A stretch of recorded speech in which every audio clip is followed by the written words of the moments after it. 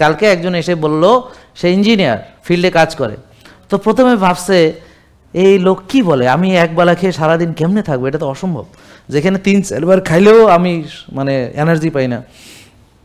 ওই লোক গতকালকে এসে বলতেছে, কয় যে স্যার, গত না পরশু দিন, বলতেছে স্যার আমি এখন একবেলা খেয়ে যে শক্তি পাই আগে তো 3 বেলা খেয়েও পাইতাম না। বলে যে স্যার এটা কেন কেন, আমি তো ভাবি প্রথমে বুঝি নাই। তো প্রথম 1-2 সপ্তাহ একটু কষ্ট হয়েছে, কিন্তু এরপর দেখি যে আমার সুপার লাগতেছে, সারাদিন কাজ করি, ক্ষুধা লাগে না, বাসায় এসে খাই। আমার এখন উনি জিজ্ঞেস করতেছে স্যার এটা কেন, মানে উনি আর অত ভিডিও, অত ইঞ্জিনিয়ার মানুষ ব্যস্ত থাকে, অত ভিডিও দেখতে পারে না, বউর কথায় চলে আর কি, মানে বউ রান্না টান্না করে দেয়, খালি এই বউর কথা শোনে, বুঝেন নাই কথা, নিজে অত দেখতে পারে না। তো এখন আপনারা কেউ বলতে পারবেন যে আসলে ও কেন এখন ভালো লাগতেছে, একবেলা খেয়ে অনেক মজা পাইতেছে, আগে কেন পাইতো না, কেউ বলতে পারবেন? এনিওয়ান ধারণা কোনো দিতে পারবেন?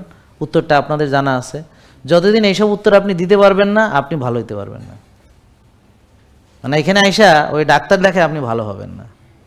ভালো হবেন যদি আপনার সেই জ্ঞান থাকে, কেন করতেছেন, কেন এগুলো খাইতেছেন। আমার কথায় চলে আপনি ভালো হবেন না। আপনি বুঝতে হবে রোজার উপকারিতা কি, আপনাকে ফ্যাট অ্যাডাপ্টেশন বুঝতে হবে। ইনসুলিন বেশি থাকলে যে আপনার ক্ষুধা লাগবে, বারবার খেলেও মজা পাবেন না, আর ইনসুলিন কমে গেলে যে ভেতরের শক্তি সঞ্চিত যেগুলো আছে সেগুলো বার্ন করতে পারবেন, না খেলেও শক্তি আপনি পাবেন। না খেয়ে আপনি আসেন এখান থেকে, কিন্তু ভেতর থেকে আপনি খাচ্ছেন।